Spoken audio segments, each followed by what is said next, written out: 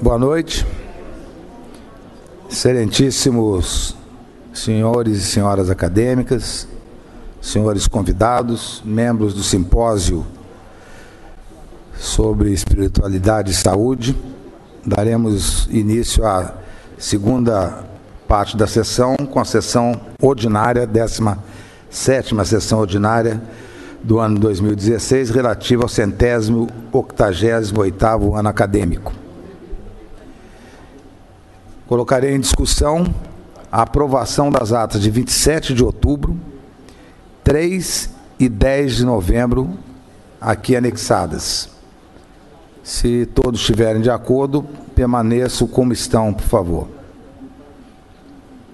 Muito obrigado. Estão aprovadas, então, as atas de 27 de outubro, 3 e 10 de novembro de 2016. A comissão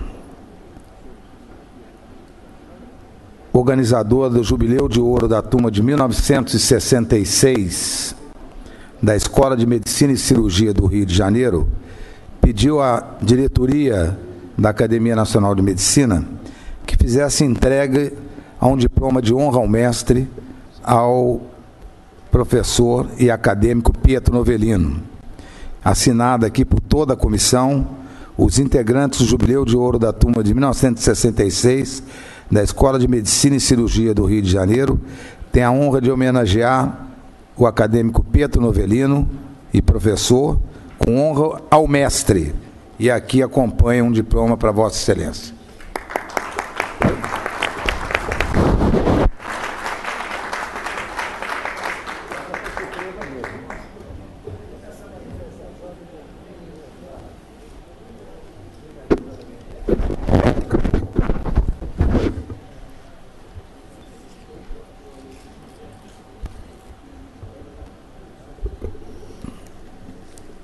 Passa então a comunicação da Secretaria.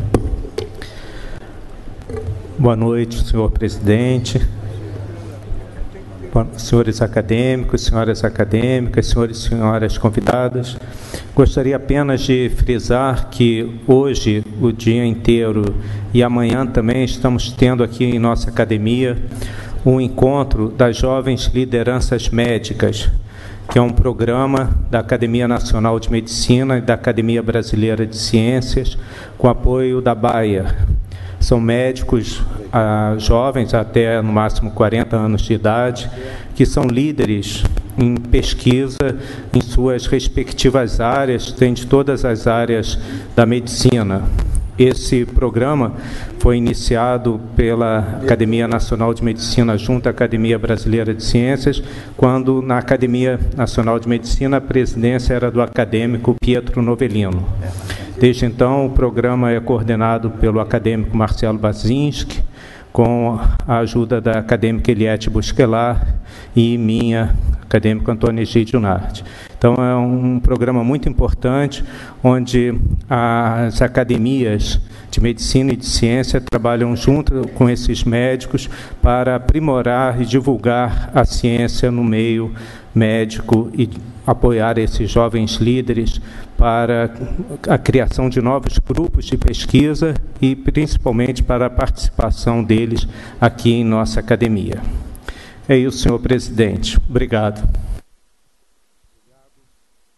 Muito obrigado, excelentíssimo senhor secretário-geral.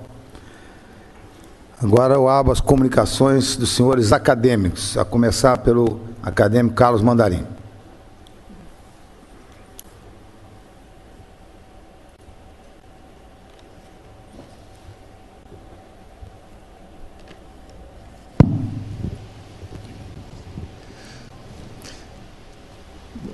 Excelência presidente em exercício, hoje, acadêmico José Galvão Alves, prezados acadêmicos, senhoras e senhores, eu pedi a palavra porque essa semana, na Universidade Nova de Lisboa, nosso confrade Cláudio Tadeu Ribeiro ganhou o título de doutor honoris causa.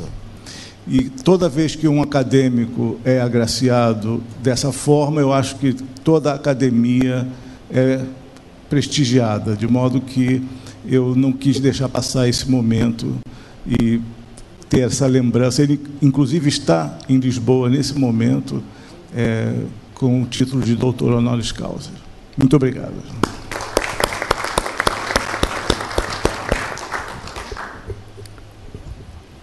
Alguma outra comunicação dos senhores acadêmicos?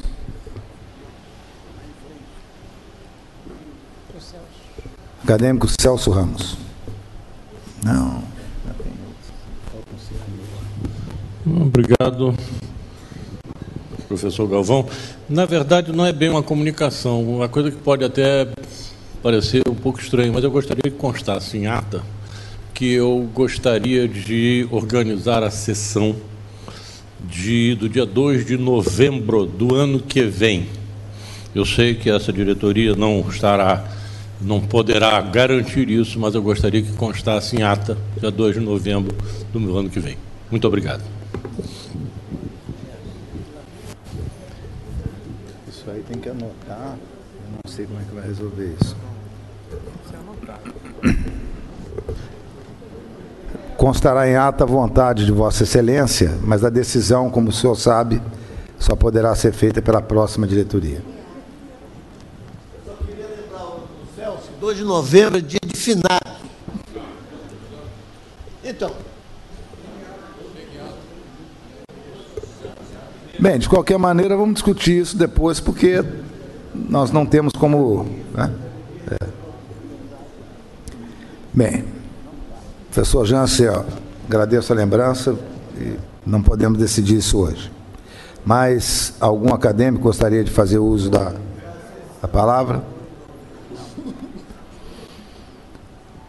Então, nós passaremos a continuidade do simpósio Espiritualidade e Saúde. Lembrando que após a conferência será aberta a discussão com a recondução dos outros componentes do simpósio. Então, eu passo a palavra agora ao acadêmico Jorge Alberto Costa Silva, que nos falará sobre espiritualidade e saúde, a visão da neurociência.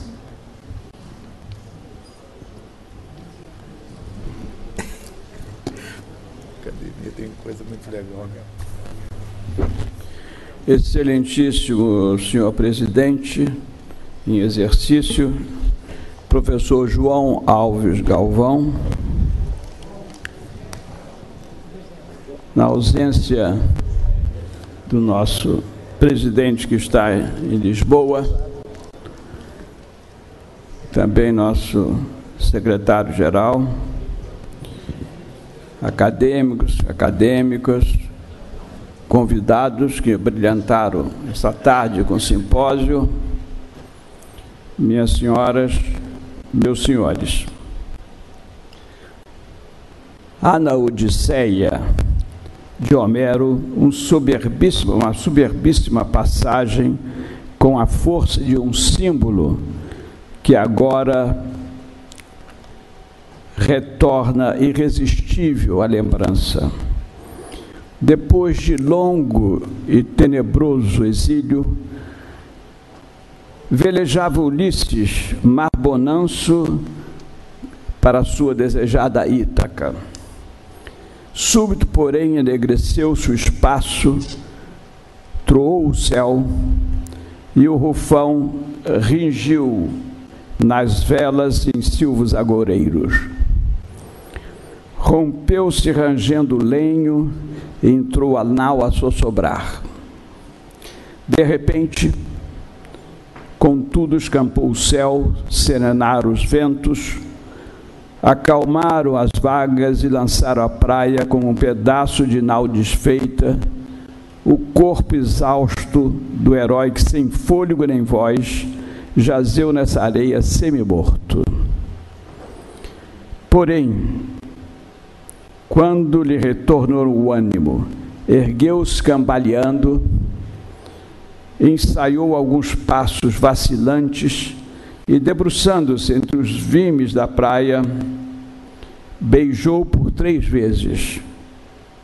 demoradamente o solo sagrado da Grécia e bendisse a Deus e abençoou a pátria, arribara ao solo de Ítaca.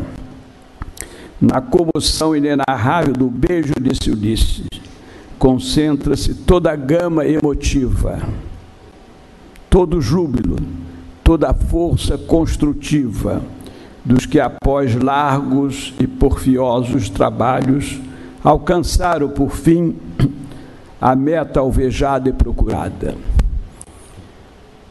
Presidente, peço permissão de ter lido esse trecho, que foi o trecho inaugural do dia que eu entrei no sodalício pela primeira vez, há 33 anos.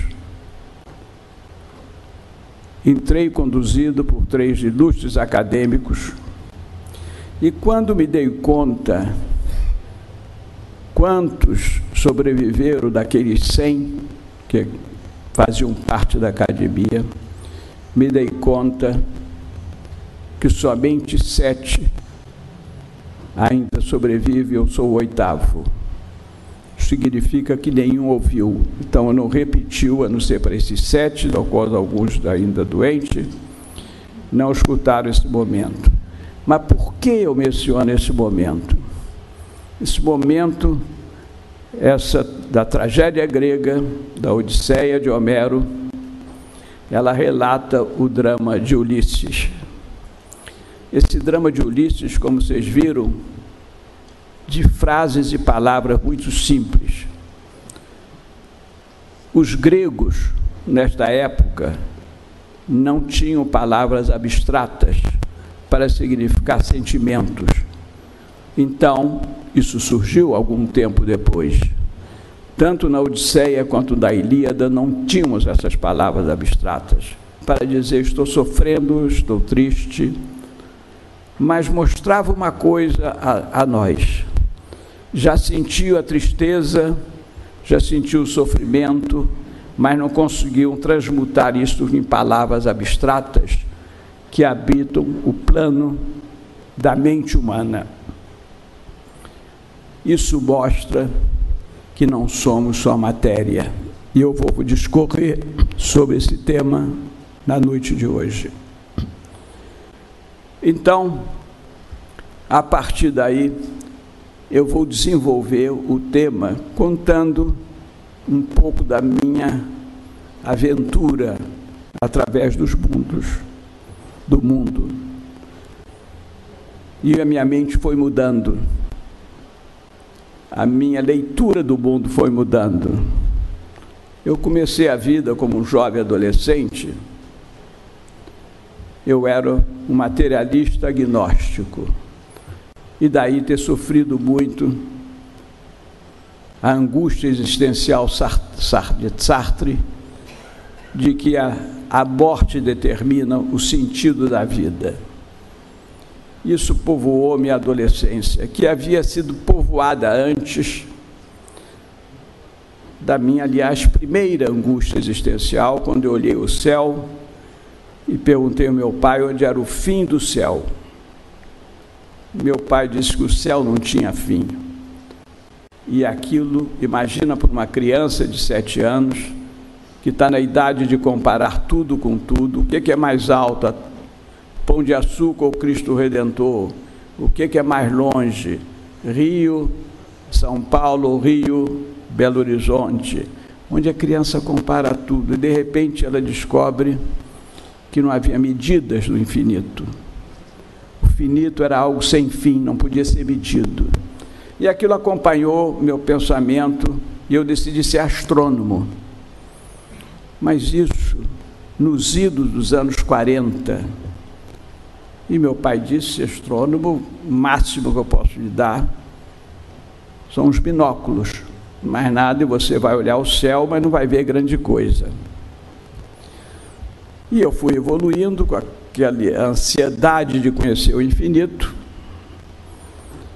e não sabia o que fazer, mas meu pai médico, por sorte filósofo também, professor de filosofia e médico do Instituto Fiocruz, aqui no Rio de Janeiro, colega de turma, um querido amigo, e que vários amigos que faziam parte desta academia, mas principalmente Clementino Fraga, pai, que teve uma influência muito grande. Papai foi colega de turma de Clementino Fraga Filho.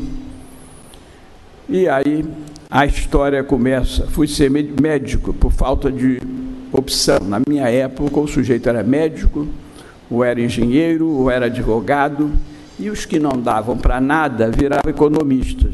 E hoje os economistas são que ganham dinheiro e nós não ganhamos nada, ao menos comparado com os economistas. Bom, fui fazer medicina, o que farei? E aí comecei a buscar um campo. Confesso que o primeiro interesse meu foi endocrinologia. O segundo, me encantei por clínica médica. Vou ser internista. E a minha formação foi para ser internista.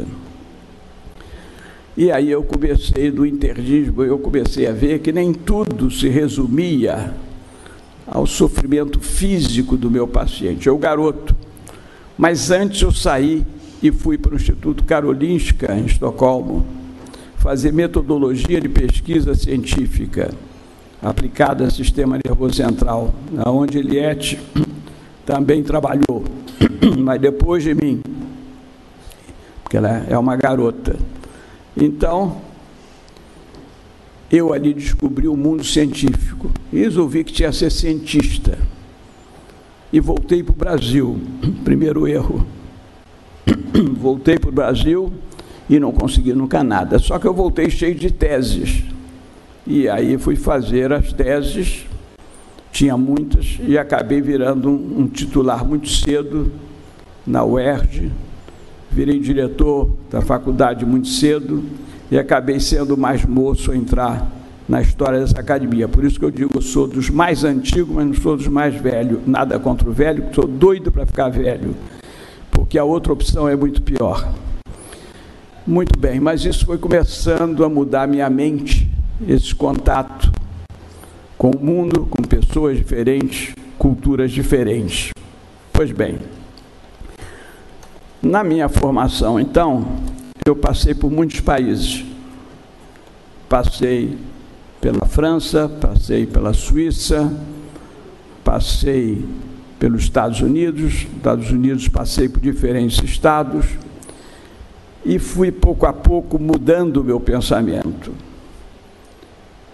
De um materialista, começar a duvidar de que tudo era matéria.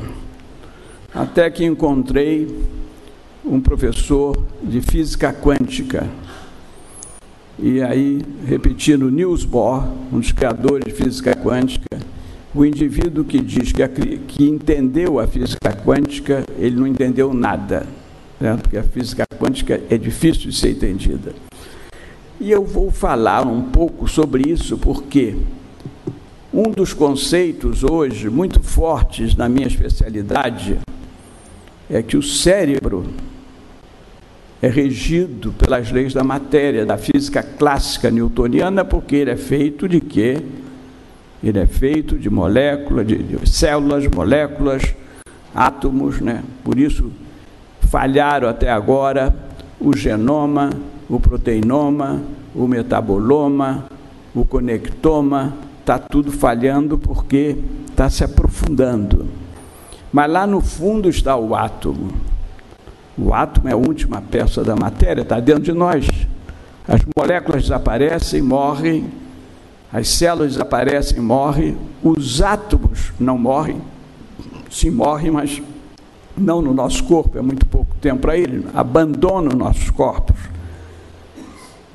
E o que eu tenho hoje de 30, 40 anos atrás, provavelmente mais nada. Eu sou um outro indivíduo. E a primeira pergunta é como é que eu sei que eu sou o mesmo? Se tudo desapareceu e devia estar registrado nas proteínas do cérebro, em regiões específicas do cérebro, mas se tudo mudou, tudo acabou, não é? E porque é uma pergunta que vamos tentar responder. Bom, fui aí começando a ver que eu fazia uma especialidade diferente de todos os meus colegas aqui na bancada, ou alguns que estejam aí, quando você estuda o coração, você é o cardiologista, eu acabo compreendendo o mecanismo do coração, uma bomba hidráulica, dos tubos, né, que podem ser canos para conduzir, que pode se entupir, que podem dar problemas, mas são fundamentais para oxigenar o tecido. Se você vai fazer pneumologia, estava aí o Carlos Alberto Barros Franco, não sei se está ainda, é um fole que necessita do oxigênio para botar o oxigênio no sangue, oxigenar o sangue, expelir o gás carbônico. Pois bem, o psiquiatra não. O órgão que ele estuda é o cérebro, porém as doenças não são cerebrais, são mentais. Quer dizer, ele estuda o órgão que de alguma maneira não é pelo menos o único responsável pela doença que ele vai diagnosticar e tratar. As doenças, hoje chamadas transtornos, são os transtornos mentais. Outra questão complexa para o psiquiatra. Pois bem, comecei a me interessar como era essa relação mind and brain, cérebro e espírito, né? Bom, oportunidade maravilhosa tive de trabalhar com grandes neurocientistas, inclusive Antônio Damasio, Eric Kandel, que ocupou essa tribuna aqui, que eu trouxe para receber o título de membro honorário estrangeiro dessa academia, com quem eu discuti muito aonde está a sede da memória. E se couber aqui, eu vou até falar onde está a sede da memória. E aí fui me interessando pelas neurociências. Aí conheci Gerald Edelman, um dos homens mais cultos e eruditos que conheci, um americano que em 1964 ganhou o Prêmio Nobel de Imunologia. E um dia ele descobre que a imunologia está no cérebro, as citocinas, tudo isso o cérebro é responsável. Passei a me interessar aí pelos mecanismos do sistema imunológico, a relação dele com o sistema cerebral e endócrino, e passou mais uma outra área de interesse. Mais eu me aprofundava, mais informação eu tinha, sem a capacidade de processar as informações, o que é complexo, e que me obrigava a ficar mais num canto ou no outro. Mas sempre eu buscava aonde está o local, aonde a substância elementar que compõe os átomos viram matéria ou influenciam a matéria.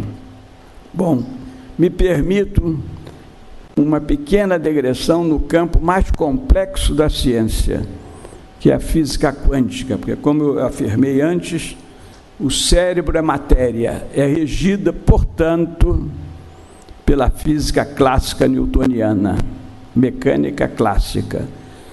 E a mente, tudo indica que é um fenômeno quântico, porque ela tem todas as características do fenômeno quântico, viver fora do tempo e do espaço, fazer saltos quânticos. Bom, me interessei por isso, comecei a aprender. É um mundo difícil de entender. Eu diria, quando eu dou algumas aulas onde eu tenho que explicar sobre a física quântica, e os alunos não estão entendendo, eu falo ótimo, porque eu não vim para esclarecer, como dizia o grande filósofo brasileiro, Chacrinha. Eu não vim aqui para esclarecer, eu vim para confundir. Então, o objetivo é fazer com que o aluno saia com mais perguntas do que respostas. Eu aprendi que o bom professor não é aquele que dá respostas, é aquele que gera perguntas, né? Porque o resto da vida ele não terá um professor ao lado dele. Mas fui me aprofundando no estudo, fiz curso clássico, passei o curso sobre física clássica, física quântica. A minha passagem na Universidade de Nova York, 10 anos, foi muito boa, porque pude me aprofundar nisso, mas ninguém aqui pode negar a física quântica. Está aqui o doutor Felipe Batoso, está aqui Giovanni, homens da imagem, e eles trabalham com a física quântica. Não há um aparelho de ressonância Não há um aparelho de imagem quase que não use os princípios da física quântica. Então sabemos que ela existe. Mas há algo muito angustiante. As partículas elementares estão fora do tempo e do espaço. Elas nunca nasceram, nunca vão morrer. Elas estão na origem de tudo. E aí eu vou me aventurar, o que nenhum físico quer aventurar, porque tem medo de perder a reputação. Eu, na minha idade, não tenho mais medo de perder nenhuma reputação. Quem achar que eu sou um imbecil é problema dele, quem achar que eu sou um gênio é problema dele também, porque eu sei o que eu sou, um homem normal, e nenhum gênio e nenhum imbecil. Mas me aventuro a fazer a minha hipótese, que não é minha, evidente, inspirada em outros, quando dizem que o universo começou do nada. E vocês podem pensar o que isso tem a ver com a neurociência. Tudo a ver. Tudo a ver com a neurociência, eu já vou dizer. Então, o que é... Aliás, eu digo, desculpem, eu não vou falar sobre neurociência, porque, me desculpa ali o Egídio Nardi, com quem foi praticamente um discípulo, e que hoje sabe 30, 40 vezes mais do que eu sobre o assunto, o que significa que é um bom discípulo, que ultrapassou de longe o mestre, né? Mas de onde veio o universo? Em todas as doutrinas aí que ouvimos, o universo veio do nada. Mas o que é o nada? Me permita aí anunciar uma descoberta científica para um psiquiatra. Aí vocês podem me botar no hospício, tem todo o direito, né? O nada existe. O nada, mas se o nada existe, ele não é nada. Eu falei, pois é, porque o nada não existe, por isso ele é o tudo. E o que é o nada? O nada é simplesmente informação. Informação não ocupa espaço. O universo é um grande sistema de informações e que procura evoluir. Só que a informação não ocupa espaço. Eu, como era consultor médico da Medtronic, a maior empresa de devices no mundo, que está transformando o homem num ser híbrido, metade máquina, metade carbono, né? A Medtronic fabrica 140 mil devices, substitui qualquer parte do corpo humano. Muitos de nós têm stents, têm marca-passo, têm próteses, etc. E as coisas estão indo para a nanotecnologia, a nanociência. E eu vi, se aquilo que eu vi é verdade, num microscópio eletrônico, numa tela, uma nanomolécula para inibir sinais elétricos anormais no cérebro e um outro no coração. O do coração é implantado, é uma nanomolécula para impedir a fibrilação ventricular. E o do cérebro era para impedir o sinal anormal de pacientes em depressão ou com psicose alucinatórias crônicas. Mas eu disse, e aí, o que você tem aí dentro e como é que colocou? Não, aí dentro nós só temos 1 milhão de informações. Era uma poeira microscópica. Foi como 1 milhão de informações? Sim, porque a informação não ocupa espaço. Não, eu posso botar quantas eu quiser aí. Não me pergunte como ele coloca, porque eu não consegui entender até agora, mas eu acredito que ali tenha, porque inibe o sinal elétrico normal e resolve o problema, impede a reverberação dentro do cérebro, impede a doença de evoluir e cura a doença. E aí eu vi um paciente que sofria de psicose alucinatória crônica por vários anos, e a implantação desse chip, ele saiu da sala andando sem alucinação depois de 30 anos de alucinações auditivas. Bom, então o universo é um grande sistema de informações. A informação não contém espaço, não está no espaço, ele está fora do tempo de espaço. E aí o universo sai de este grupo de informações que tem todas as leis, todos os processos e faz um Big Bang. Naquele Big Bang, ele cria o espaço e o tempo, ele cria o universo em que existimos, né? Você pode dizer, mas onde isso tem a ver com espiritualidade e ciência e neurociência? Tem tudo a ver, vou chegar lá. Não é? Então, o homem está ruim, começou com a Grécia Antiga, já está agora no espaço, né? Estamos no espaço, espero que vocês façam uma boa viagem, aperte os cintos e vamos pelo espaço aí ver o que ele tem. E aí ele faz os prótons, os elétrons, os nêutrons, os quarks átomos, os quarks daus, os bósons, os fótons, começam a fazer átomos. O mais simples, o hélio, o hidrogênio, o primeiro átomo, depois vai um hélio, aí vai fazendo os átomos, e o universo vai crescendo e vai se transformando em matéria. A matéria é produzida pela informação do universo, por isso, com o Rabino ali, quando ele fala exatamente isto, né? Num determinado momento da sua conferência, e depois o budista também, de que essa informação é uma informação não material, gera a matéria começa a se organizar, e o universo é um sistema em evolução, ele evolui para adquirir mais matéria, mais informação, e o Rabino falou que o espírito necessita a matéria para se expressar e para evoluir. Não há dúvida nenhuma, senão não existiríamos aqui. O espírito, a energia ou a informação evoluía sem precisar do corpo físico. E nosso espírito é um prisioneiro desse corpo de carbono, que tem uma vida muito curta, que enferruja, que entorta, que entope, que gera uma série de doenças. Doenças que vêm exatamente por uma dificuldade da nossa dimensão não material, a dimensão imaterial, se relacionar com a dimensão material.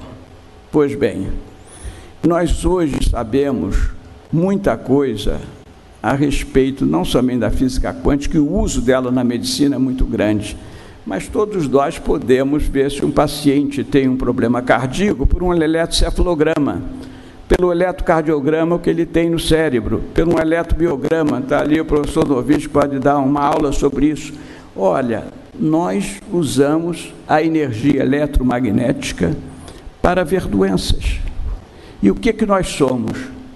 Nós somos um feixe de eletromagnetismo que o nosso cérebro dá forma a isso tudo.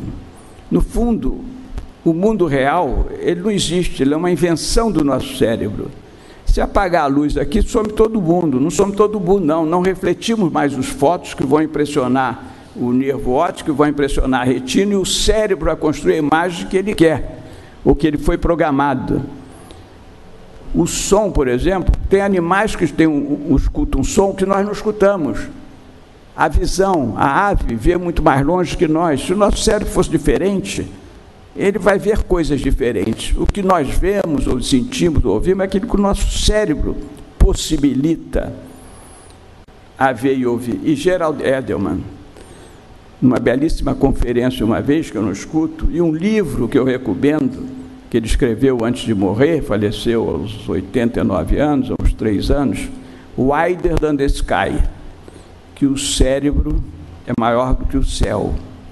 E ele dizia uma coisa, ele dizia que Deus criou o cérebro no homem para que o cérebro pudesse apreciar a beleza da obra dele e ajudá-lo a terminar. É uma frase que eu não esqueci, ela é profunda, pensem nela, nessa frase. Então, como os senhores e as senhoras estão vendo, a situação é mais complexa. Nós ainda estamos numa medicina biológica, nós estamos numa medicina química, nós estamos numa medicina metabólica, nós ainda não chegamos numa medicina daquilo que está mais no fundo aqui do meu corpo, do corpo de cada um de nós, que é o átomo, entrar lá dentro e saber como é que esses fenômenos todos lá dentro refletem nos fenômenos aqui fora, no mundo maior. Mas observe, os estudos modernos da física quântica demonstraram que o átomo tem nas mesmas proporções, os mesmos processos, os mesmos trajetos que têm todos os planetas do sistema solar em torno do Sol, e que o Sol tem os mesmos processos ao redor de Alfa Centauro, e que as galáxias têm o mesmo processo. No fundo, o nosso corpo é uma repetição de tudo que se passa no universo. O universo está dentro de nós. Então, observe como é que você tem que refletir sobre isso. Pode ser que não tenha uma aplicação agora, mas na minha experiência de 10 anos na Organização Mundial de Saúde, nós fomos treinados em muita coisa. Aquilo é uma escola. E uma delas é você pensar globalmente, mesmo que a sua ação seja localmente. Você não pode atuar bem localmente se você não entender o desenho completo do projeto de saúde, do projeto da luta contra aquela doença, do projeto do tratamento do paciente. Nós não somos pedaços. Isso é uma coisa outra fantástica. Nós somos, o nosso corpo, na realidade, ele é como se fosse um holograma. Cada pedaço dele é capaz de reproduzir todo o outro corpo. Uma célula sua é capaz de reproduzir todo o outro corpo. Então, na realidade, nós somos um todo que temos pedaços, e o todo também, ele tem pedaços, e, portanto, tudo no universo se interconecta. Essa é a coisa importante. O que se passa com qualquer um de nós não é algo que é nosso, é de todos. Alguém consegue imaginar um peixe sem a água? Imaginar a água sem o recipiente dela? Imaginar o recipiente dela sem a origem dessa água? Em suma, se nós formos assim, nós vamos ver que é tudo interligado. Nada é separado. A minha ideia de um eu independente é uma ilusão do cérebro. Ele precisa manter aquela ilusão que eu sou separado do resto, mas eu não sou. E o grande sistema de informações biológico que nós temos, que tem toda a história da vida do universo, é o ADN. E o ADN é realmente o grande mistério do corpo humano, para entender o corpo humano, porque ele é o elemento, tudo se supõe, de interface entre o mundo quântico que passa as informações para o mundo biológico. Hipóteses. Mas eu estou dizendo isso tudo por uma razão simples. Para que os senhores e senhoras entendam, num plano muito mais amplo, que não é um plano religioso, não é um plano místico, é um plano científico. Mas o plano científico hoje é um plano religioso.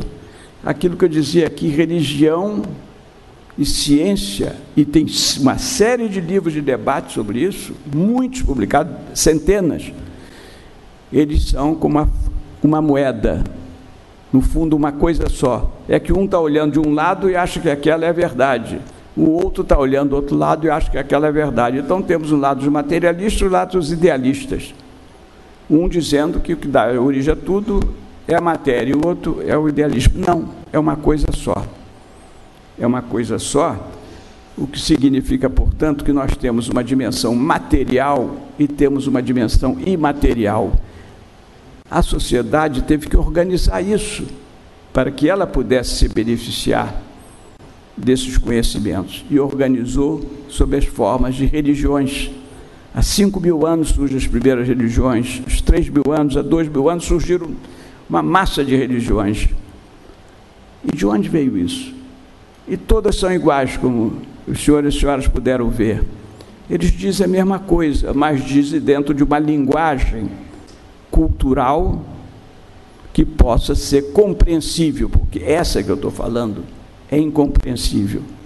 Eu tenho certeza, não sei se o Marco Moraes está aí, mas eu citei ele na primeira parte, quando uma dessas reuniões que eu falei já há alguns anos atrás, e que ele veio me cumprimentar no final, porque ele achou a minha conferência uma maravilha, ele tinha ficado emocionado com a minha conferência.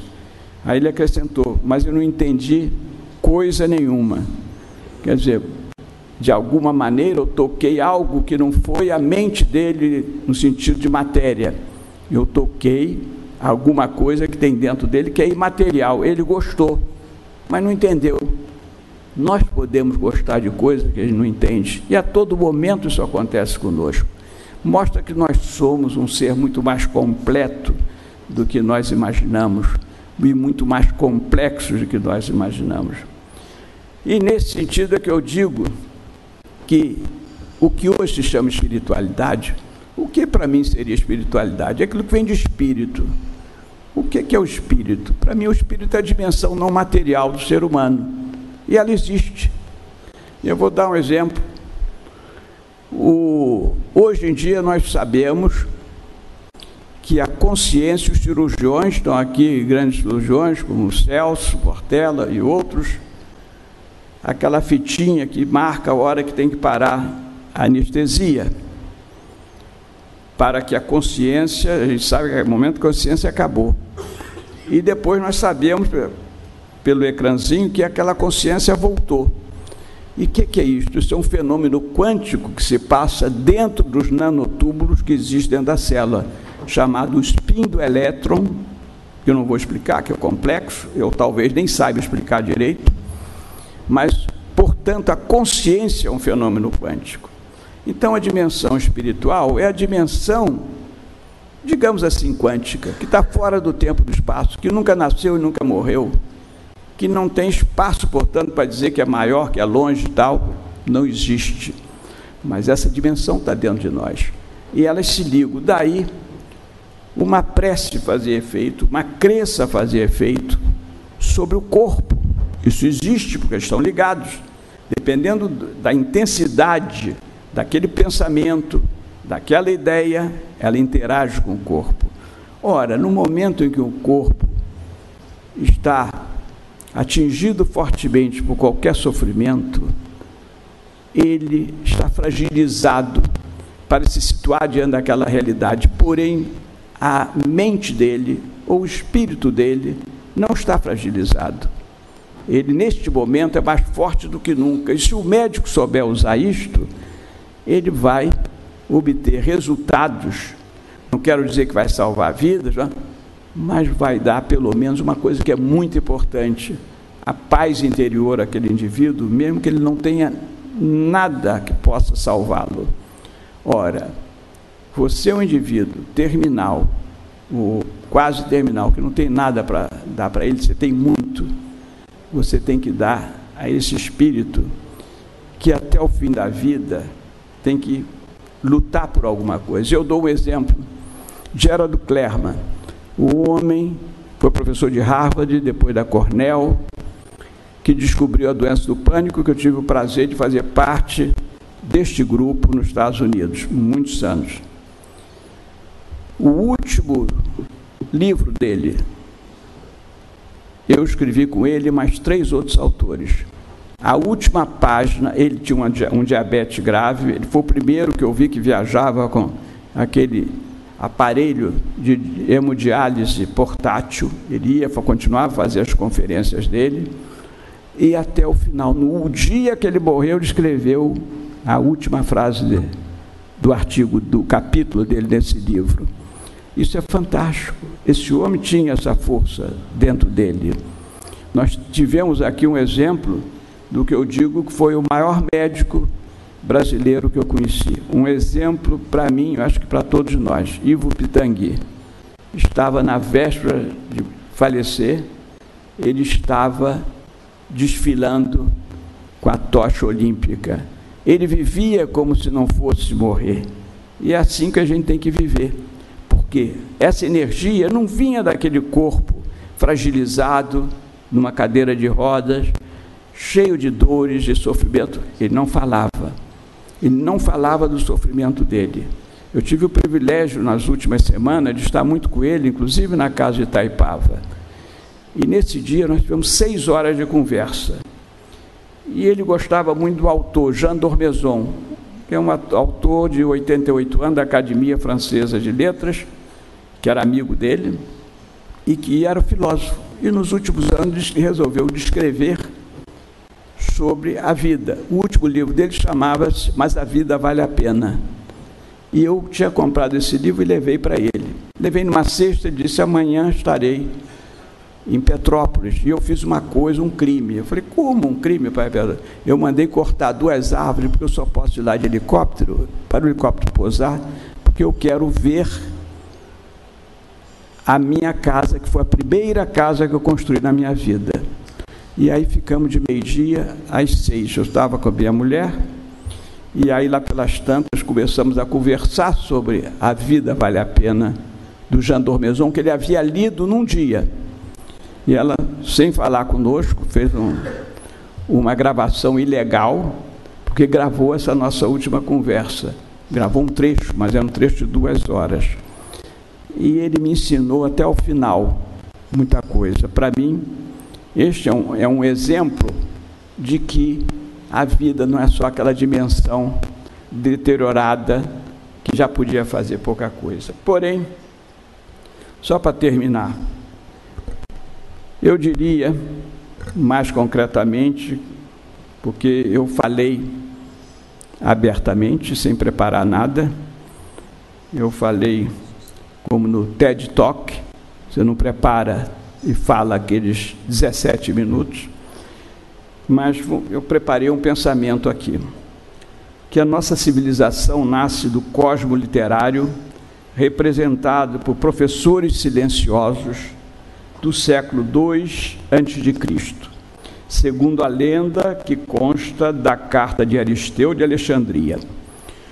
O rei Filadelfo, ao saber da existência e do grande valor dos livros sagrados, providenciou-lhe a tradução para que figurasse na Biblioteca Real, onde já se encontravam em produções literárias de todos os povos. Assim, o sumo sacerdote levou a Alexandria 72 estudiosos para fazer traduções independentes e cortejar, ao final dos dias de trabalho, para redigir o texto final. O trabalho desta comissão abrangeu o Pentateuco, que foi executado em 72 dias. Do número de tradutores resultou o nome Septuaginta, pela qual é conhecida a tradução grega, a Bíblia dos 70. Sem a Septuaginta, a Europa não teria se tornado cristã, pois foi ela o instrumento de combate ao mundo pagão. Porém, a vida humana é, pois, essencialmente diferente das demais esferas da realidade. A realidade histórica da vida humana tem algo mais que a biológica, se é a visão da liberdade, matriz que atribui sentido ao objeto histórico singular, singularizando-se ou diferenciando do radical e irredutível problema do biológico. E somente através da criação e opção consciente se identificará o dinamismo imanente do homem e se afirmará a sua ação concreta como sujeito de um mundo cultural e espiritual. Dos conceitos fundamentais da existência são os da liberdade e da consciência. E isso é muito importante, porque a consciência é parte deste mundo que nós chamamos de espiritual. Então, eu diria, uma coisa importante para mostrar como é que o pensamento na mente do indivíduo, o pensamento no espírito prolético do indivíduo, pode levar a coisas incríveis. Em Delfos, os gregos, em busca de ajuda para as suas preocupações, eles iam para este templo. Neste templo, desde a idade caótica até a idade arcaica e até mesmo a idade clássica, Apolo ensinava seu povo a pensar e aconselhava através de seus sacerdotes e sacerdotisas. O grego sensível, preocupado consigo mesmo, com sua família e com o futuro, encontrava orientação em Delfos, pois Apolo sabia tudo sobre todo o modo complexo em que os deuses jogavam com a humanidade. Apesar de Einstein, em um determinado momento, disse que não acreditava que Deus jogasse dados com os homens. Sem Delfos, a sociedade grega dificilmente teria suportado as tensões a que estava sujeita na era arcaica. A sensação da ignorância e da insegurança, o peso acumulado seria insustentável sem esses conselheiros divino e onisciente, sem a garantia que por trás do caos aparente havia conhecimento e finalidade. Nietzsche, apesar dos comentários, dizia que é necessário viver-se a angústia de um caos para se criar uma estrela. Tardiamente percebo que me aventurei em prolixas elucubrações, mas se diminuta é a voz, grande é o motivo. Seria um torturado se não procurasse dividir os meus parcos e modestos conhecimentos. Como diria Sêneca em uma de suas epístolas, se me oferecesse a sabedoria com a obrigação de não comunicar a ninguém, eu não a aceitaria. Assim, falei de Apolo, que era o deus da forma, da razão e da lógica.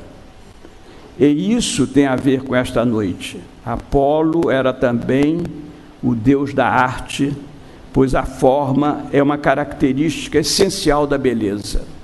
A riqueza do significado do mito é melhor entendida quando lembramos que Apolo era também o deus da luz, do Fiat Lux.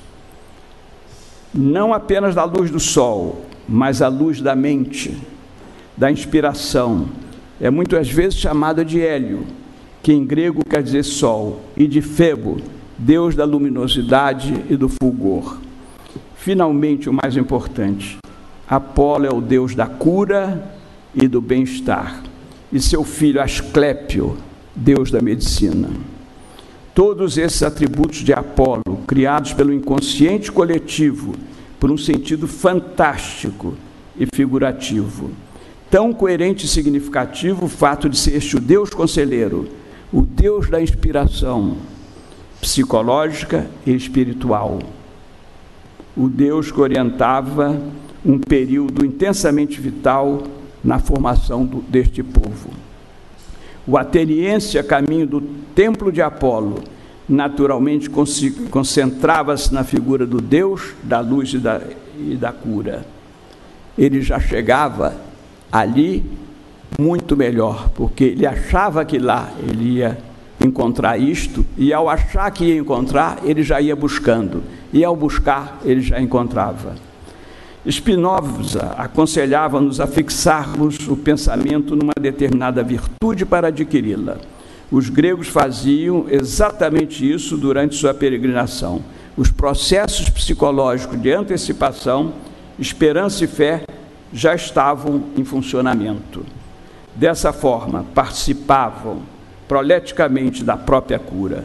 Suas intenções conscientes e sua intencionalidade íntima já estavam comprometidas com o que ia acontecer. E assim ocorre quando se unem a ciência, a esperança e a fé. Dentro da realidade do universo, da vida do homem, ela possui ontologicamente um significado singular. É mais que uma coisa, objeto real, pois contém as coisas e essas estão na vida. A vida humana não é a vida do homem de Descartes, mas sim do homem do Pascal. Eu gosto muito, pessoalmente, dessa comparação. O homem de Descartes é o homem amontoado pelas junções da parte. Primeiro pensamento, depois a alma unida ao corpo, e então as paixões. É o homem analítico, de laboratório, anti-histórico, sem comunicação com os outros, sem comunicação com o universo. O homem de Pascal, ao contrário, é o homem espiritual, holístico, que vive e palpita, o homem que arrasta o seu destino e, despojado em um canto do universo, sofre ou regozija, canta ou chora, e algumas vezes sofre cantando e outras chora se alegrando. Exalta sua grandeza e arrasta sua miséria. Pensa em si mesmo, pensa em seus semelhantes e se comunica com eles. Conhece neles e no mundo o problema e o mistério. Ama, procria e morre, mas depois de sua morte, deixa no mundo algo mais do que um corpo perecível. Deixa a história única e irrepetível de seu destino e uma mensagem de emotividade que outro coração recolhe. Muito obrigado.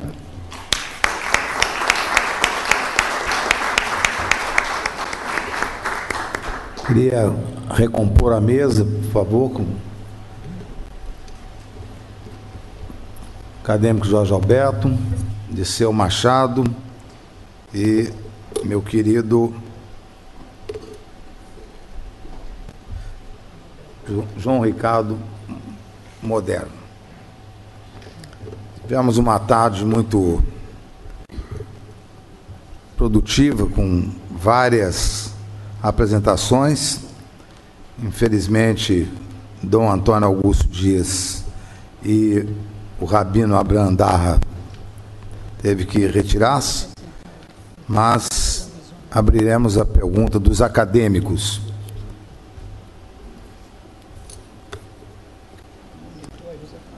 Acadêmico Sérgio Novis.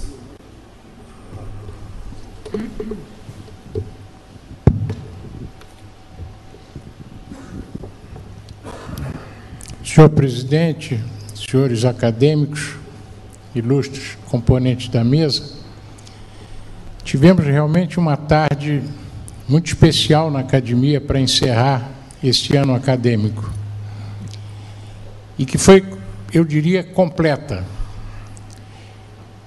A excelência das apresentações, tocando a emoção de cada um de nós,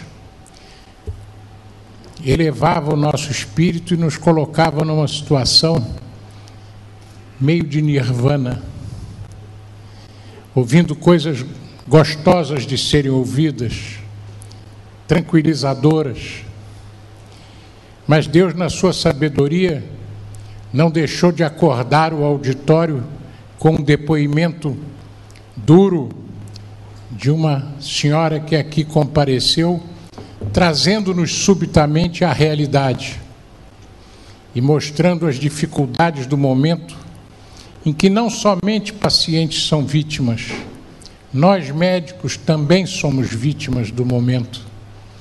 E como é difícil, como é duro para que nós médicos exerçamos a medicina que tanto respeitamos em situações precárias, com dificuldade de recursos, muitos de nós usando seus próprios recursos para suprir as falências dos locais aonde exercemos o atendimento ao próximo.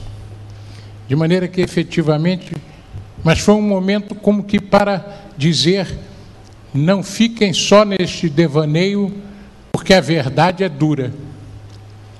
Mas, sem dúvida nenhuma, uma das formas de diminuir a tragédia do momento é não esquecer a espiritualidade e, com isso, conseguir atravessar este momento de dificuldade.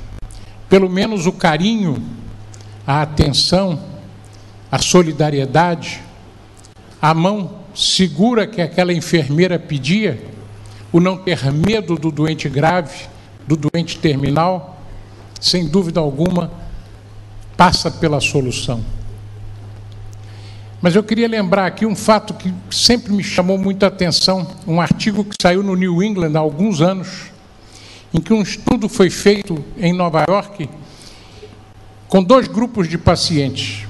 Um grupo de pacientes que tinham crença, que tinham fé e que doentes rezavam pela sua cura, pela sua recuperação. Um outro grupo de agnósticos que não acreditavam em nada, que achavam que a vida era só matéria, que achavam que Deus não existia, mas que tinham pessoas, suas amigas, que tendo a fé, rezavam por eles. E ao final de um tempo de evolução, pareados os grupos por sexo, por idade, por tipo de patologia, por gravidade de quadro, por tratamentos similares, verificou-se que no grupo que rezava para si mesmo, a resposta foi estatisticamente significativa no sentido da melhora e da recuperação. E no grupo no qual os outros rezavam por eles, não houve esse fator terapêutico da crença, da fé, da oração. De maneira que, efetivamente, a conferência do acadêmico Jorge Alberto meio como que mostra essa relação de mente e corpo. Aqueles que rezavam, aqueles que acreditavam, aqueles que tinham fé, certamente faziam com que esse cérebro produzisse estímulos que melhoravam o seu sistema imune, que davam mais apetite ao seu macrófago.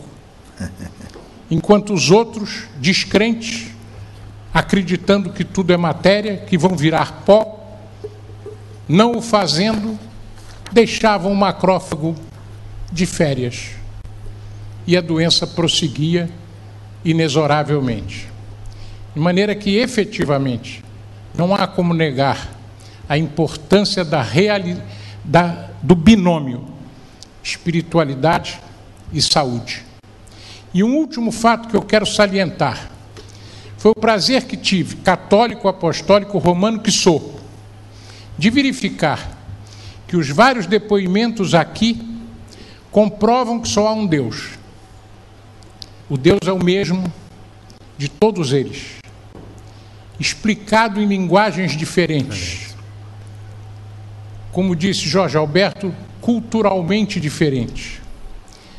Mas há de chegar um dia, não sei qual nem quando, em que eles todos se unirão de mãos dadas e reconhecerão que pode haver uma religião única, que será a religião do ser humano, unidos todos na mesma crença. Como foi importante o depoimento do filósofo. A barbaridade do nazismo tem que, sempre que for possível, ser lembrada, para que jamais seja repetida. Muito obrigado. Acadêmico Daniel Tabaque.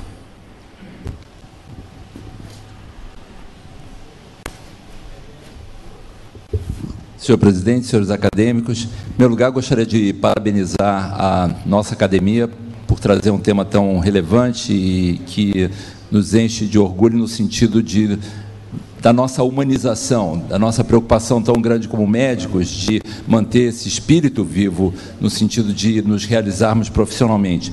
Só queria trazer aqui algumas questões, ainda ressaltando alguns dos aspectos que foram mencionados. Primeiro, citando Viktor Frankl. E um dos aspectos mais interessantes do sentido da vida que foi trazido e que ele tentou levar na busca, é o título do livro, Da Busca do Sentido da Vida, em que ele menciona que o verdadeiro sentido da vida é dar um significado à vida. E é exatamente dessa maneira como eu visualizo a questão da questão da espiritualidade. Eu acho que se nós evoluirmos para o sentido, em latim, de espiritualidade, spirit, que quer dizer a essência, na verdade quer dizer respirar, o sopro, quer dizer a essência da vida. E eu acho que talvez eu tenha perdido um aspecto importante da separação da religiosidade, que na minha compreensão são um conjunto de rituais, de preces, que de alguma maneira buscam elevar o indivíduo na busca da sua espiritualidade. Ou seja, eu vejo essa questão como não sendo equivalentes, né? No sentido de que muitas vezes, embora esses conceitos muitas vezes sejam confundidos e dessa maneira tragam uma certa resistência, inclusive dentro da formação médica. A gente vê o que aconteceu, o exemplo das faculdades de medicina nos Estados Unidos, em que há 20 anos atrás, por exemplo, menos de 20% das faculdades de medicina tinham como um ensino estabelecido a espiritualidade, essa visão, e hoje mais de 80% dos cursos apresentam isso, e de fato, diversos estudos, isso tem ciência em pacientes portadores de câncer, existe a expectativa, em pelo menos mais de 70% em alguns desses estudos, que os médicos, de fato, discutam isso com os pacientes. E isso me traz a essa questão que foi trazida pelo acadêmico Novis, sobre muitos desses estudos, que, embora controvertidos, trazem algumas questões e têm uma explicação, mas que, de uma certa maneira, podem trazer um certo fator de confundimento. E eu menciono isso do que diz respeito à introdução de medidas fúteis no tratamento de pacientes, em que nós sabemos que algumas dessas, dos avanços da medicina moderna, contribuem muito mais para o sofrimento do que propriamente para o prolongamento da vida. Na verdade, contribuem para uma perda de qualidade do que propriamente como a extensão da vida.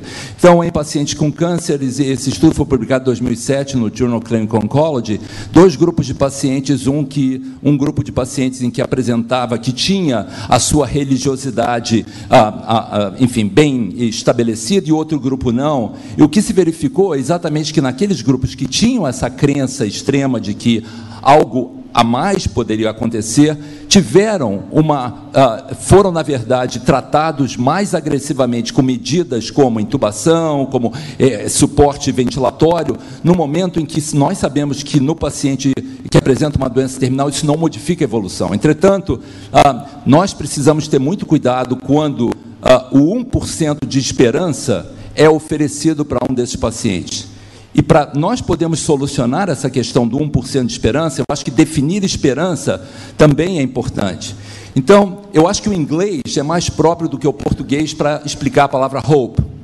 Porque hope, como substantivo, é algo que se encerra.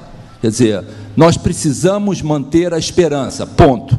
Agora, quando nós dizemos hope como verbo, nós esperamos hope for something. E quando a gente diz esperar por alguma coisa, isso não necessariamente corresponde a esperar pela cura ou pela extensão da vida. Muitas vezes a esperança pode ser exatamente o redirecionamento da esperança, no sentido de oferecer para aquele paciente o significado da vida. Então, dessa maneira, eu acho que é possível preservar a esperança, mesmo que seja possível acenar com aquele indivíduo que nós, fisicamente como médicos, não podemos realizar aquilo que não é possível. Mas dentro daquilo que é possível, do conforto, da segurança, expandir a espiritualidade daquele indivíduo, a generatividade, no sentido de que o significado da vida, do que ele representa, do que de fato ele contribuiu para a vida sua e dos seus familiares, sem dúvida nenhuma, nós definitivamente estamos estendendo ou contribuindo para a extensão da vida, porque dessa maneira o espírito dele não queria falecer. Obrigado.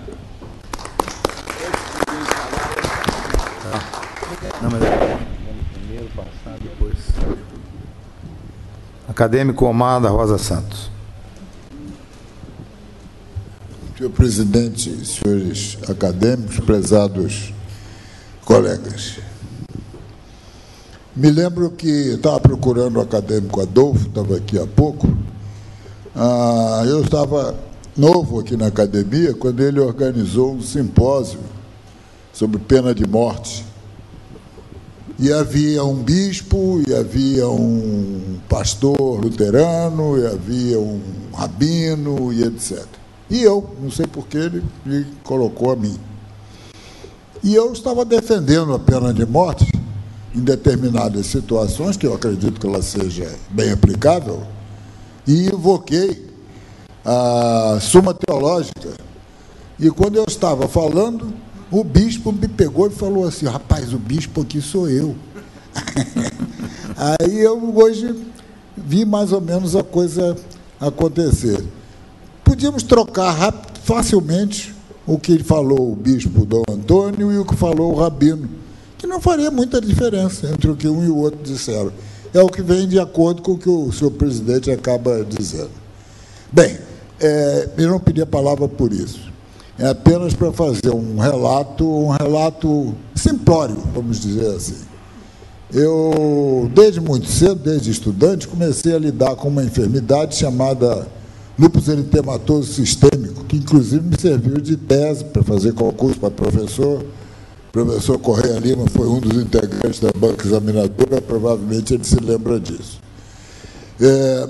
E com o tempo eu fui juntando, até que quando me afastei mais recentemente da prática clínica, eu tinha cerca de 180 doentes com lúpus eritematoso grave. E o lúpus eritematoso não grave, a incidência de doenças renais não passa de 50%, mas no grave, que é aquele que vai para a enfermaria, para o serviço de doenças renais, para o serviço de enfermaria de clínica, a incidência é muito grande. Eu anotei aqui os números aproximados. Desses 180 e poucos doentes, só 8% não tinham envolvimento renal nenhum. Das diversas categorias de doenças renais, tinha 9% com proliferação no mesanjo, 7% com doença membranosa, 5% com misto de várias, e cerca de 60 mais 10, 70 e poucos por cento eram de nefrite grave, nefrite proliferativa. Ora, não é fácil parear o que eu tentei fazer, que já foi levado, inclusive, a um congresso há uns 15 anos atrás. Nós sabemos que a maior parte dessas doentes são do sexo feminino. E também sabemos que existe uma ligação grande entre o hormônio feminino, entre os estrogênios, e o desenvolvimento da enfermidade. No modelos NZB e NZW, sabemos que castração do macho e aplicação do estrogênio desenvolve a enfermidade. E é também conhecido da prática clínica que as enfermas frequentemente são exuberantemente sexuais. Muitas delas, né? Não são todas, evidentemente. Como diria Nelson Rodrigues, só as normais. Então, essas doentes, deste grupo grave, tratado com corticoides, a maior parte delas e algumas com imunossupressor, eu consegui juntar 5 só nessa categoria de doentes graves, ansiosas, sexualmente agitadas, invejosas da saúde alheia, etc. E só umas 7 que na mesma categoria e que não foram submetidas ao assunto que eu vou mencionar. Nós tínhamos, na época, um cidadão, um pastor, um padre, chamado Frei Luiz Gonzaga, talvez o Mário se lembre, Basílio se lembra certamente, e aquela senhora, irmã da Dona Maria Pia, me esqueço o nome dela, que era prestava uma assistência religiosa. Então, nós conseguimos botar essas 10 ou 12 pacientes sob controle. Umas sim, outras não. E analisar, todas elas tinham aproximadamente o mesmo grau de função renal, o mesmo grau de envolvimento funcional. Bem, o que nós conseguimos ver foi que aquelas doentes que foram submetidas ou que se submeteram espontessua a palestras, não é palestra de rezar, de bater palma, rezar, não. Conversar com o catequista longamente, durante pelo menos 6 meses, olha, tanto os níveis de complemento sérico, de C3, que foram de cerca de 22 miligramas por cento no grupo que aceitou, e estava em 38 no outro grupo, quanto a velocidade de sedimentação das hemácias, quanto o percentual da positividade do anticorpo antinuclear, foram notoriamente reduzidos naquelas pacientes que aceitaram vamos dizer assim, o tanger do chamado espiritual. Então, eu não quero dizer, eu sei que está aqui o filósofo doutor Modesto, ele conhece certamente os 4 graus da busca da verdade aristotélicos. O primeiro é o estímulo, o segundo, a crença pelo investigador, o terceiro, a produção de provas em busca da verdade, e o quarto, submeter a dita verdade a todos os tipos de contraprova. Eu estou aqui apenas chegando a muito grosseiramente as provas. É claro que eu sei que isso precisa grande número, todos os tipos de contraprovas, etc. Mas é apenas um relato. Obrigado. Acadêmico Ricardo Cruz.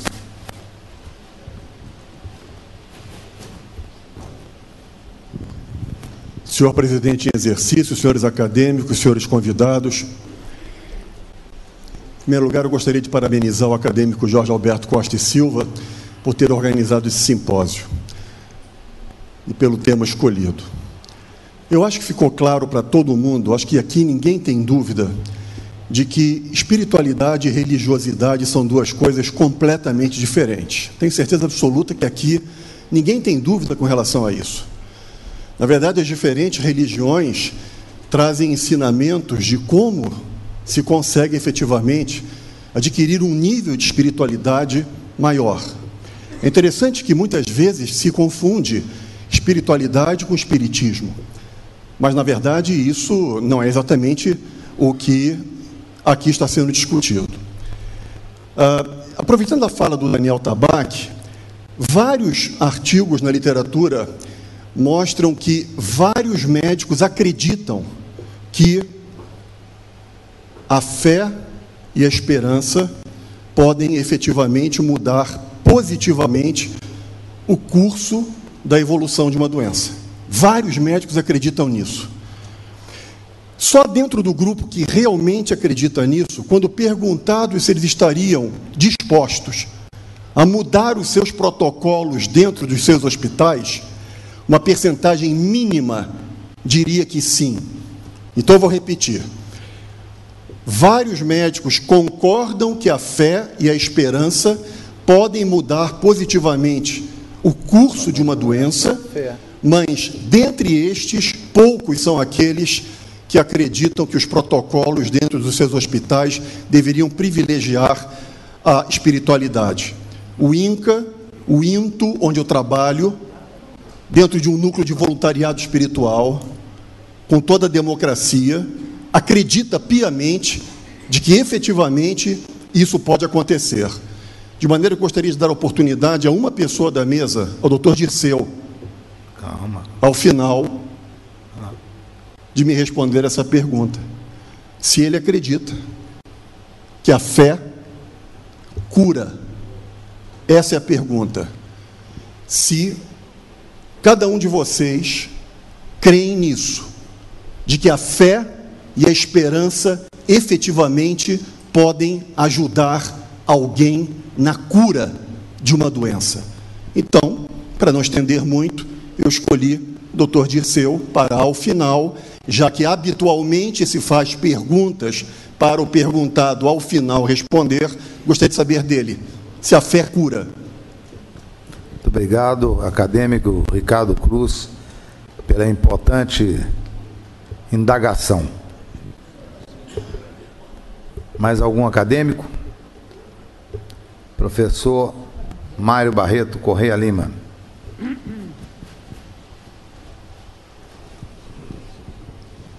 Senhor presidente, senhores acadêmicos, convidados, o assunto que foi discutido hoje é um assunto palpitante. Num artigo feito em 2007, foram levantados 34 mil artigos publicados na imprensa médica mundial entre 1980 e 2007 sobre este assunto. E a grande maioria, onde foi feito levantamento, inclusive estatístico, foi dito que a fé curava e ajudava na cura, inclusive em levantamentos até significativos do ponto de vista estatístico. Embora tenha havido também vários que destoavam dessa visão. Mas vale a pena que isso seja recordado, porque foi objeto em alguns de análise estatística, de feitura de grupos, etc. Então, esse é um assunto, sob todo ponto de vista, palpitante. Quanto à questão da espiritualidade, da conferência do nosso colega e confrade, na realidade, apesar de ele ter dito que estaria fazendo aquilo que lhe vinha à cabeça, mas na realidade ele trouxe um vasto material, inclusive desde o início, com a citação da Odisseia e tudo, isso fica bastante claro. E tivemos o prazer de ver a questão do seu currículo, do seu desenvolvimento nesses anos todos, que quase todos nós acompanhamos. De qualquer maneira, a questão da espiritualidade, como diz o Ricardo, ela é separada, embora tenha muita semelhança, mas é separada, evidentemente, da religiosidade em si. Então, esse é um assunto interessante e foi muito bom que houvesse esse simpósio e que nos leva bastante a pensar e, com isso, vale a pena que todos meditem sobre o assunto. Muito obrigado. Algum outro acadêmico? Então, antes de passar aos nossos componentes da mesa para responder algumas solicitações, eu queria, a pedido do excelentíssimo senhor presidente, Francisco Sampaio, lembrar que dia 8 de dezembro nós teremos nosso jantar de confraternização no Yacht Clube do Rio de Janeiro, a qual convidamos a todos para estarem presentes. E passarei, primeiramente, ao meu querido Disseu Machado para responder a 2 questionamentos. Primeiro, a indagação da colega que, ao final do simpósio, durante o dia, fez considerações bastante aflitas e com razão, diga-se e repita-se que com total razão, como foi salientado pelo acadêmico Sérgio Novice, do sofrimento que passa não só a população do Rio de Janeiro, mas principalmente a população médica que não está à frente dos hospitais particulares qualificados, mas que está à frente de uma batalha que é tentar melhorar a sobrevivência dos nossos pacientes sem sofrimento. E me foi pedido que respondesse essa questão o professor Disseu Machado. Da mesma maneira, em seguida, fará a consideração sobre a indagação do acadêmico Ricardo Cruz, que pergunta se a fé cura, em última análise, na opinião de Disseu Machado. Faça favor, Disseu. Então, vamos tentar rapidamente responder àquela senhora que fez aquela interferência. E aí eu coloco uma resposta, não como médico, que não sou. Eu tenho certeza que quando ela levanta o problema diante dessa plateia, diante dos acadêmicos, ela é ciente de que aqui está a nata da medicina do país. São 100 considerados imortais, porque o nome vai perpetuar. Então, aqui está a nata. E eu tenho certeza que atingiram essa posição com muito estudo, com muito trabalho, com muita dedicação. Isso é inegável. Mas aqui, eu tenho certeza que a solução não está com essa academia. Nós temos que descer um pouco para encontrar a solução. E a minha resposta é mais pragmática, é mais dentro da minha profissão, que sou engenheiro. Desde os meus tempos de acadêmico, que se discutia na Escola Nacional de Engenharia, no Departamento de Hidráulica e Saneamento, onde era aluno e depois me tornei chefe do departamento, chefe de ensino da Escola de Engenharia, coordenador de ensino do Centro de Tecnologia, professor da COP. Então, eu fui na minha vida desde professor de curso de pré-vestibular até professor no curso de pós-graduação. E desde o meu tempo de acadêmico eu ouço falar em transposição das águas do Rio São Francisco. Era trabalho que se discutia no departamento de hidráulica. Eu aprendia que o abastecimento d'água e o saneamento básico era somente distribuído a 20%, 30% da população, que era um absurdo. E daí as doenças. E os governos se preocupam em distribuir a verba para o Ministério da Saúde, quando estão tratando de moléstias endêmicas e doenças que provêm justamente da falta de água e de abastecimento e de saneamento básico. Pois bem, a resposta ao seu questionamento tem uma palavra só. O que falta é educação ao povo. E digo isso indiretamente, porque o que faltando a educação, falta a capacidade de raciocinar e escolher os dirigentes, os gestores, que vão pegar o nosso dinheiro, aqueles que pagam imposto, para distribuir para isso. É obrigação do governo essas decisões básicas de atendimento à população. Não haveria essa carência e essa miséria que o país está, se não houvesse pessoas que, movidas por um movimento, por outro, mas simplesmente por falta da educação, e quando eu digo educação, eu não falo em falta de instrução, eu falo daquele sentimento de brasilidade, de respeito, de hierarquia, de respeito à hierarquia e respeito à ética, para votar certo e colocar nos lugares de comando e de gestão desse país e de gestão desse dinheiro, pessoas capazes de direcionar certamente o valor, os dinheiros, o nosso imposto para solucionar esses problemas básicos. Então, esse aqui não é o plenário adequado. E isso não é feito de uma hora para outra. Isso é um processo isso é um processo que leva 20, 30 anos, 3 gerações talvez, para que a mentalidade do povo se transforme e se tornem verdadeiros cidadãos conscientes do valor que tem e do poder que tem nas suas mãos. Fora isso, nós ficamos 500 anos aí rastejando, bajulando pessoas que se dizem mandatários, não são mandatários. Falou-se muito em países estrangeiros. Na Inglaterra, o primeiro-ministro se denomina servidor público número 1, e esses nossos, infelizmente, não têm essa noção. Então, o que falta é um processo de educação. Nós estamos como cães correndo atrás do rabo.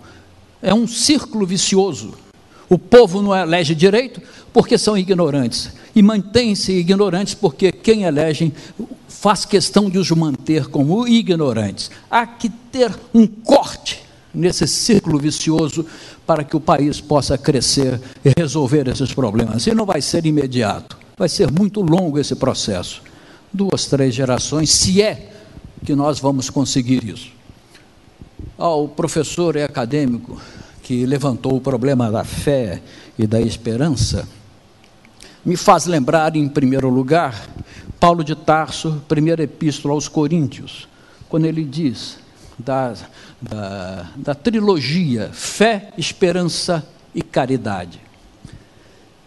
A fé e a esperança devem andar sempre juntas com a terceira, que é a caridade, porque ele completa que das 3, todas as 3 são muito importantes. Entretanto, o mais importante é a caridade. Aliás, em algumas impressões do Novo Testamento, fala-se em fé, esperança e amor. Amor e caridade estão unidos. Amor e caridade. Então, a caridade só é feita verdadeiramente com amor. O amor é a expressão da caridade, ou a caridade é a parte prática do amor que todos nós trazemos para o próximo. Agora, mais especificamente no sentido em que o senhor levantou o problema, eu diria que não. A fé e a esperança não são suficientes para se levar à cura. E eu fiz questão de ressaltar esse ponto no impresso que preparei da minha apresentação, mostrando que existe um grande número de pessoas que, mesmo com fé, porque foram incentivados pelos estudos teológicos, pelos estudos religiosos, onde encontramos ali o nosso Mestre Jesus falando que a gente devia pedir com fé, pedi e dar-se-vos-á, buscai e achareis, batei e abrir-se-lhe-á, pois todo o que pede recebe, o que busca encontra, e aquele que bate a porta se lhe abre. Pois qual é o pai que tendo pedido o filho, qual é o filho que tendo pedido um pai, e o pai vai lhe dar um pão, ou vai lhe dar uma pedra em lugar de pão? Ou qual é o pai que vai dar ao filho uma cobra em lugar de um peixe, se ele lhe pedir? Pois vós que sois maus, sabeis dar boas dádivas aos vossos filhos, que dirá vosso Pai que está nos céus. Então deveríamos pedir com muita fé que haveríamos de obter. E por aí nós vemos na história de Jesus situações as mais lindas. Quando ele termina o sermão da montanha e desce da montanha, tem ali um centurião que o procura e fala: mestre, eu tenho um doente, o meu servo está doente em casa, o senhor podia ir até lá? E ele então se dispõe a ir até lá. Ele fala: não é preciso ir, porque basta uma palavra sua e meu servo será curado. Daí que na Igreja Católica a gente aprende aquela lição assim: eu não sou digno de que entreis na casa, mas dizei uma só palavra e meu servo será curado, e minha alma será curada. Então Jesus faz aquela observação: nem mesmo em Israel encontrei fé como essa. Uma outra hora, num outro registro também do Novo Testamento, nós vamos encontrar ali aquele cego de nascença que estava a mendigar na porta do templo. Jesus chega e ele pede cura, e os seus discípulos chegam até ele e falam assim: mestre, quem pecou para que ele nascesse cego? Ele pecou ou foram seus pais? É uma pergunta muito interessante essa. Eu não sei se todos aqui gostam de estudar um pouco da história sagrada. Eu gosto muito, não porque a minha religião peça, mas porque é preciso conhecer um pouco da história do cristianismo, né? Eu tenho até um livro publicado sobre o assunto. Mas então, vejam só a pergunta. É uma pergunta tipicamente, para mim que sou espírita, reencarnacionista. Porque os discípulos perguntam a Jesus: mestre, quem pecou para ele nascer cego? Ele pecou? Mas como é que ele podia pecar para nascer cego, se a vida vem justamente na hora da concepção? Ele teria que ter nascido antes. Então é uma pergunta que é feita pelos discípulos, julgando um conhecimento naquela época de que era possível ter numa vida anterior que ele teria pecado para nascer cego. E Jesus, para curar o cego, ele faz uma atitude que eu ia até conversar com o nosso debatedor que esteve aqui antes, o Rabino. É muito interessante que ele falou que a saúde estava acima da lei, da Torá. Isso seria um exemplo, porque isso deu-se num sábado. Jesus então faz um cospe no chão, faz o barro, passa no olho do cego e fala assim: olha, você vai até ali, o tanque de Siloé, e se lave. Ele foi, se lavou e voltou cego. E aquilo foi uma balbúrdia danada, porque foi feita num sábado. Jesus estava enfrentando a Torá. E por causa disso, Jesus sempre procurava mostrar a todos que o seguiam que não havia dia para não se fazer a caridade. Ele procurava fazer no sábado, sempre no sábado. Inclusive, numa das parábolas da ovelha perdida, ele falou assim: quem é o homem que tem 100 ovelhas e perder uma, não vai largar as 99, mesmo que seja no sábado, e vai procurar a que achou? Ou seja, no sábado ele iria procurar uma novilha que havia perdido. E é bonito então ver Jesus como curava e desenvolvia a fé. Quando ele desceu do Monte Tabor, lá em cima no Monte Tabor, teve aquela transfiguração, de Jesus, ele tinha levado com ele Pedro e mais Tiago, se não me engano, ou os irmãos João e Tiago, e apareceu Moisés, e apareceu Elias, e eles ficaram abismados, e Pedro falou assim: mestre, como é bom estarmos aqui, vamos construir 3 tendas, uma para ti, outra para Elias e outra para Moisés, e ali a visão daqui a pouco passou. Quando Jesus desce, ele pergunta assim, Pedro pergunta: mas quando é que o reino de Deus vai ser implantado? Será preciso que Elias venha? Jesus falou assim: na verdade Elias já veio, e fizeram com ele tudo o que conheceram. E ali está escrito no próprio Evangelho, contando essa história, que Jesus teria completado, que na verdade Elias já veio, e veio como o João Batista. Então são passagens reencarnacionistas. Eu quero trazer esse tema reencarnacionista para dar a resposta adequada ao senhor acadêmico.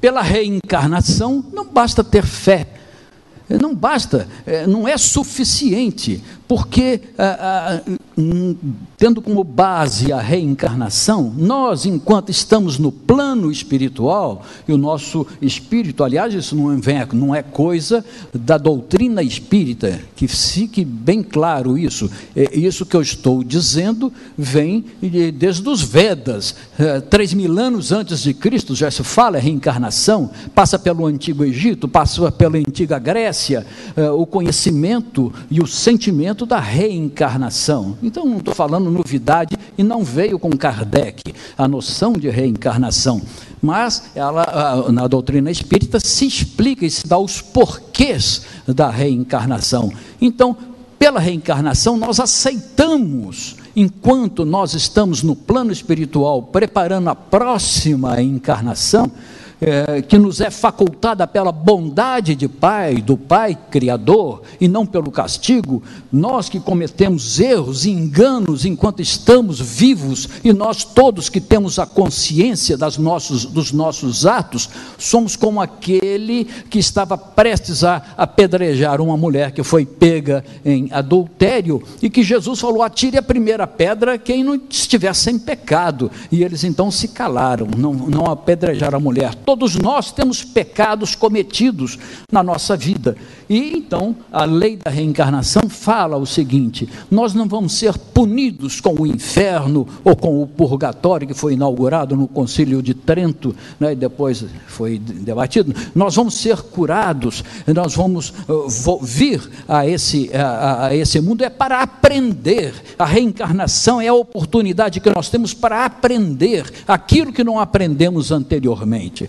Então, às vezes, nós fomos muito agressivos, ou fomos injustos, fomos ingratos, fizemos o mal a alguém numa determinada vida, e depois nós, no plano espiritual, vamos ver como erramos, nos arrependemos e pedimos a misericórdia do Pai para voltar e aprender, porque o nosso objetivo é a evolução, não apenas a evolução somática, quando saímos dos pitecantropos e atingimos o Homo sapiens, mas a evolução para sairmos de pessoas simples, pré-criadas, e atingir a luminosidade ou a grandiosidade de luzes de um espírito iluminado na espiritualidade. Então, as vidas sucessivas são necessárias para isso. Então, pedimos para reencarnar, para aprender aquilo que não aprendemos. E às vezes pedimos, então, eu quero passar por decepções, quero passar por moléstias, quero passar por isso, para aprender essa evolução. Nos é dada essa oportunidade, e é por isso que depois, quando nós encarnamos e esquecemos, é uma lei que esquecemos, nós viemos com essas moléstias e vamos pedir: meu Pai, me cure desse mal, que eu seja curado. E os nossos compromissos feitos anteriormente não podem ser abandonados. Nós então temos que passar por aquilo que combinamos com as equipes espirituais enquanto estávamos no plano espiritual antes de encarnarmos, porque não há outra explicação lógica para esse problema. Não basta ter fé. A fé, sim, nos cura muitas moléstias, muitas, principalmente aquelas onde haja uma perturbação espiritual associada. Mas a simples moléstia não é suficiente para a fé curar. Me desculpe que isso aqui viraria uma palestra sobre o tema, mas eu tenho a impressão que já coloquei a visão espírita dessa questão. Bem, muito obrigado. Obrigado. Obrigado. Então, ao término dessa nossa reunião, eu queria primeiro lembrar que 2016 foi um ano bastante produtivo para a academia, com inúmeras atividades, como já salientado no nosso aniversário, mas lembrar que tivemos 2 beneméritos ao longo desse ano, o Dr. Pedro Grossi e o Dr. Maurício Tinep, 2 honorários, Flávio Quirit e Dário Pirulini, e 2 novos acadêmicos empossados, Rossano Fiorelli e Marcelo Moraes. E gostaria também de lembrá-los não só do nosso jantar, mas de que, como foi salientado pelo meu querido acadêmico Tabaque, essas sessões são extremamente importantes porque atingem, a meu ver, 3 grandes objetivos no simpósio. Primeiro, nos desperta a refletir.